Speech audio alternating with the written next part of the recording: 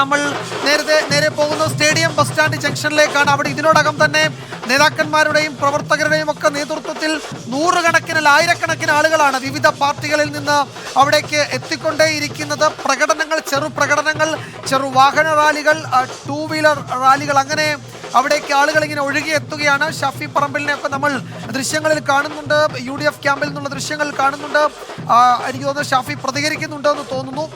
അല്പസമയത്തിനകം നമുക്ക് ആ ദൃശ്യങ്ങളിലേക്ക് വരാം. ഇവിടെ LDF-ന്റെയും UDF-ന്റെയും BJP-യുടെയും കലാശക്കൊട്ട് പ്രകടനങ്ങൾ, അത് ചെറു പ്രകടനങ്ങൾ, ചെറു വാഹന റാലികൾ, ചെറു പദയാത്രകളൊക്കെയായി അവിടെ സ്റ്റേഡിയം ബസ് സ്റ്റാൻഡ് പരിസരത്തേക്ക് എത്തുകയാണ്. അവർക്ക് അവിടെയാണ് ഈ സ്ഥലം പോലീസ് നിശ്ചയിച്ചു കൊടുത്തിരിക്കുന്നത്. വിവിധ പോയിന്റുകൾ, ആ പോയിന്റുകളിൽ കേന്ദ്രീകരിച്ചാണ് അവിടെ പ്രവർത്തനം നടത്തേണ്ടത്. ഈ കലാശക്കൊട്ട് എന്ന് പറയുന്ന ആ പരിപാടിയിൽ അവർ ഏർപ്പെടേണ്ടത്. അവിടെ നിന്നുള്ള ദൃശ്യങ്ങളാണ് നമ്മൾ കാണുന്നത്. LDF-ന്റെയും UDF-ന്റെയും BJP-യുടെയും ക്യാമ്പുകൾ, ചെറു റാലികൾ, ചെറു പ്രകടനങ്ങൾ, പദയാത്രകളൊക്കെ അവിടേക്ക് എത്തുകയാണ്.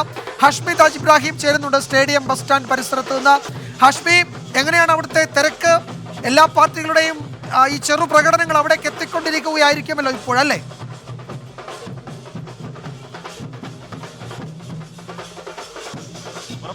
ചെറുപൂരങ്ങൾ വരും മട്ടിലാണ് ഇവിടെ ചെറിയ ചെറിയ പ്രകടനങ്ങൾ. ഇപ്പൊ പോലീസ് ഇവിടെ നന്നേ ബുദ്ധിമുട്ടുകയാണെന്ന് പറഞ്ഞാൽ BJP പ്രവർത്തകർക്ക് അപ്പുറത്ത് ഇപ്പോഴത്തെ കോൺഗ്രസ് പ്രവർത്തകർക്ക് ഇവിടെ കോൺഗ്രസ് ലീഗ് പ്രവർത്തകരെ കൊണ്ട് നിൽക്കുകയാണ്.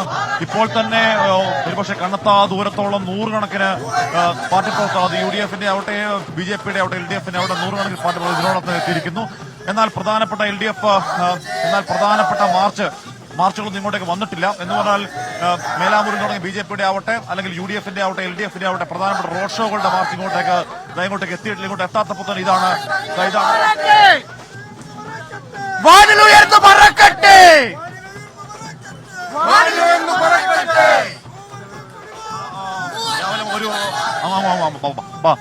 ഒരു 2 മണി മുതൽ തന്നെ വിജയമാണ്. ഇതാണ് അവസ്ഥ. ഇവിടെ ഈ പാലക്കാട് ഈ സ്റ്റേഡിയം ജംഗ്ഷനിലാണ് മൂന്ന് പാർട്ടികളുടെയും റാലികൾ ഇങ്ങോട്ടേക്ക് എത്തുക. ഇതിനോടകം പോലീസ് സന്നാഹം, വലിയ പോലീസ് സന്നാഹമുണ്ട്. നമുക്കറിയാം വിജയകുമാർ, ഇവിടെ ഈ സമയത്ത് ഈ ഭാഗം ഇങ്ങനെ ഫ്രീ ആയി നടക്കാൻ കഴിയുന്നത് പോലീസുകാരോട് ഒഴിപ്പിച്ചുകൊണ്ട് മാത്രമാണ്. ഒരു സേഫ് ഡിസ്റ്റൻസ് LDF-ഉം UDF-ഉം BJP-യും തമ്മിൽ ഒരു സേഫ് ഡിസ്റ്റൻസ് ഇടാൻ ശ്രമിക്കുന്നു പോലീസ് ഉദ്യോഗസ്ഥർ. കാരണം നമുക്കറിയാം അത്രത്തോളം വീറും വാശിയും വലിയ പ്രചരണം തെരഞ്ഞെടുപ്പാണ്. അതുകൊണ്ട് ഏതെങ്കിലും തരത്തിലൊരു സംഘർഷാവസ്ഥ ഉറപ്പായി പോലീസ് ഇവിടെ പ്രതീക്ഷിക്കുന്നത്. അവിടെയാണ് BJP-യുടെ പ്രവർത്തകർ ഇപ്പോൾ തമ്പടിച്ചു നിൽക്കുന്നത്. BJP-യുടെ പ്രവർത്തകർക്ക് മുന്നിൽ ചെറിയ ബാരിക്കേഡ് പോലെ വെച്ച് കെട്ടി നിർത്തിയിരിക്കുകയാണ്.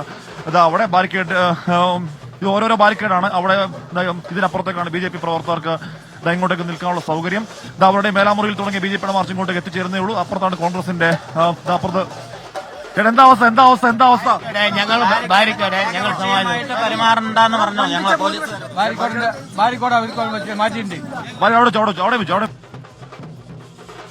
അവിടെ ചെറിയ പ്രശ്നങ്ങളൊക്കെ ഉണ്ട് അവിടെ. കാരണം അവിടെ 3 പാർട്ടികൾക്കും 3 മുന്നണികൾക്കും പ്രത്യേകം ഓരോ പോയിന്റുകൾ ക്രമീകരിച്ചു കൊടുത്തിട്ടുണ്ട് പോലീസ്. അത് ലംഘിക്കപ്പെടാതിരിക്കാനുള്ള പെടാപ്പാട് പോലീസിന്റെ ഭാഗത്തു നിന്നും ഉണ്ടാകുന്നുണ്ട്. പ്രതീക്ഷിച്ചതിനേക്കാൾ കൂടുതൽ ആളുകൾ അവിടേക്ക് ഈ രാഷ്ട്രീയ പാർട്ടികളുടെ കലാശക്കൊട്ട് റാലികൾക്കൊപ്പം എത്തുന്നുണ്ട് എന്നുള്ളതാണ് പോലീസിന് കിട്ടിയ വിവരം. അതുകൊണ്ട് കുറെ കൂടി കടുത്ത നിയന്ത്രണങ്ങളിലേക്ക് പോലീസ് അവിടെ പോകുന്നുണ്ട്. നേരത്തെ അവിടെ സംസാരിക്കുന്ന ഘട്ടത്തിൽ പോലും എന്തെങ്കിലും മൈക്ക് വയ്ക്കുമ്പോൾ തന്നെ ആളുകൾ വളരെ തീവാർന്ന ചർച്ചയിലേക്ക് പോകുന്നത് നമ്മൾ കണ്ടിരുന്നു. അപ്പോൾ അതുകൂടി കണക്കിലെടുത്തുകൊണ്ട് കുറെ കൂടി പോലീസ് ക്രമീകരണം ഏർപ്പെടുത്തുന്നുണ്ട്. ഹാഷ്മി, തുടരാം. അവിടെ ഈ ബാരിക്കേഡ് തിരിച്ചതിൽ BJP പ്രവർത്തകർക്ക് എന്തോ പ്രതിഷേധമുണ്ടെന്ന് തോന്നുന്നു അല്ലേ?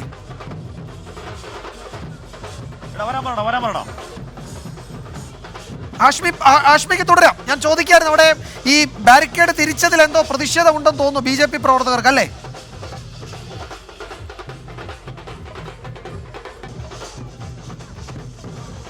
അവിടെ BJP പ്രവർത്തകർക്ക് ബാരിക്കേഡ് തിരിച്ചതിൽ ചെറിയൊരു പ്രതിഷേധമുണ്ട്. ആദ്യം BJP പ്രവർത്തകർക്കാണ് ബാരിക്കേഡ് വെച്ചതെന്ന് പറഞ്ഞു. പക്ഷേ പോലീസ് പറയുന്നു അത് ഓരോരുത്തർക്കായി വെച്ച് വരികയായിരുന്നു. ഇപ്പൊ ശരിയാണ്, അവിടെ UDF പ്രവർത്തകർ, അവിടെ കോൺഗ്രസ് ലീഗ് പ്രവർത്തകർ വരുന്നിടത്തും അവിടെ കൃത്യമായ ബാരിക്കേഡ് ഉണ്ട്. എല്ലായിടത്തും ബാരിക്കേഡ് വെക്കാതിരിക്കാൻ നിവൃത്തിയില്ല വിജയകുമാർ. നമുക്ക് പോലീസിനെ ഒരു തരത്തിൽ കുറ്റം പറയാൻ കഴിയില്ല. കാരണം അത്രത്തോളം പൊളിറ്റിക്കലി ചാർജഡായ പ്രവർത്തകരാണ്. നേരത്തെ നമ്മൾ ഒരു LDF പ്രവർത്തകരോട് ആര് ജയിക്കും ചോദിച്ചു. അപ്പോൾ അയാൾ പറഞ്ഞു സരൺ ജയിക്കുമെന്ന് പറഞ്ഞു. മറ്റൊരു UDF പ്രവർത്തകരോട് ചോദിച്ചു രാഹുൽ മാങ്കൂട്ടത്തിൽ പറഞ്ഞു. ഈ രണ്ട് മറുപടി പറഞ്ഞതേ ഓർമ്മയുള്ളൂ. അതിനുശേഷം അവിടെ വലിയ തർക്കം എന്ന് പറഞ്ഞു കഴിഞ്ഞാൽ നമ്മുടെ വാർത്തയിൽ കാണിക്കുന്ന തർക്കത്തിന് അപ്പുറത്തേക്ക് അത് കഴിഞ്ഞ് മാറുമ്പോഴും ആ തർക്കം ഡെവലപ്പ് ചെയ്യുന്ന കാഴ്ച നമ്മൾ കണ്ടു. അത്രത്തോളം പൊളിറ്റിക്കലി ചാർജറായി നിൽക്കുന്ന പ്രവർത്തകരാണ്. അതുകൊണ്ട് പോലീസ് അവരെ നിയന്ത്രിക്കാൻ ഇപ്പോൾ തന്നെ നേരത്തെ തന്നെ ഏതെങ്കിലും നിയന്ത്രണ വിധേയമാകാതിരിക്കാൻ അല്ലെങ്കിൽ ഈ പാർട്ടി പ്രവർത്തകർ പരസ്പരം സംവാദത്തിലേക്ക് ഏർപ്പെടാതിരിക്കാനുള്ള എല്ലാവിധ ഒരുക്കങ്ങളും പോലീസ് ഇവിടെ പൂർത്തിയാക്കണം. അതുകൊണ്ടാണ് ഈ പറയുന്ന 3 ബാരിക്കേഡ് വെച്ചുകൊണ്ട് ഇവിടെ അവിടെ BJP-യുടെ ബാരിക്കേഡ്, അവിടെ കോൺഗ്രസിന്റെ ബാരിക്കേഡ്, ആ ഭാഗത്തായിട്ട് അവിടെ കാണുന്ന ആ ഭാഗത്തായിട്ടാണ് CPM LDF-ന്റെ ഒരു ബാരിക്കേഡ് വരുന്നത്. CPM-ന്റെ പ്രവർത്തകർ ഇങ്ങോട്ടേക്ക് വരുന്നതേ ഉള്ളൂ.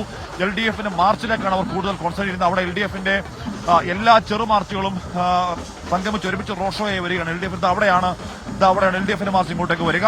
ഇവിടെ അല്പസമയത്തിനകം ഇവിടെ ആയിരക്കണക്കിന് മനുഷ്യർ, 100 കണക്കെന്ന് പറഞ്ഞാൽ പോരാ, സംസ്ഥാനത്തിന്റെ വിവിധ ഭാഗങ്ങളിൽ നിന്നായി ആയിരക്കണക്കിന് ആളുകൾ ഇങ്ങോട്ടേക്ക് വരികയാണ്. അതേപോലെ തന്നെ പോലീസ് സന്നാഹം എല്ലായിടത്തുമുണ്ട്. വലിയ പോലീസ് സന്നാഹം ഉണ്ടായേ മതിയാവുകയുള്ളൂ. കാര്യം ഏതെങ്കിലും തരത്തിൽ നിയന്ത്രണം പോകുന്ന സാഹചര്യം ഉണ്ടായാൽ കാര്യങ്ങൾ പിടിവിട്ടു പോകുന്ന പശ്ചാത്തലം ഉണ്ടാകും. ആ പശ്ചാത്തലം എന്തായാലും പോലീസ് ആഗ്രഹിക്കുന്നില്ല. അതുകൊണ്ട് തന്നെ 100 കണക്കിന് പോലീസ് സംവിധാനം ഇതിനോടകം തന്നെ ഇങ്ങോട്ടേക്ക് എത്തിയിട്ടുണ്ട്.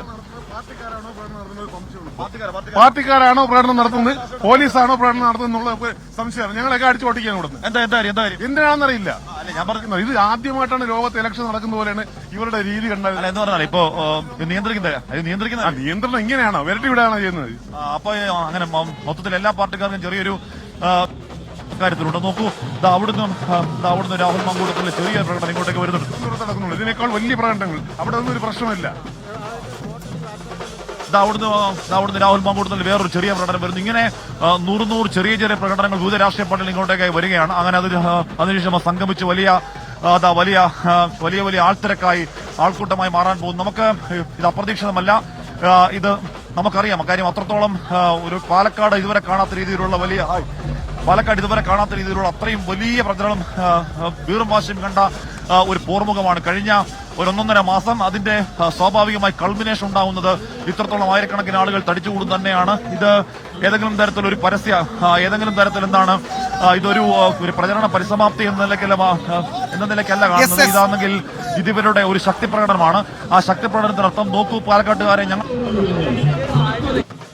ഇത് ആകാശ ദൃശ്യമാണ്.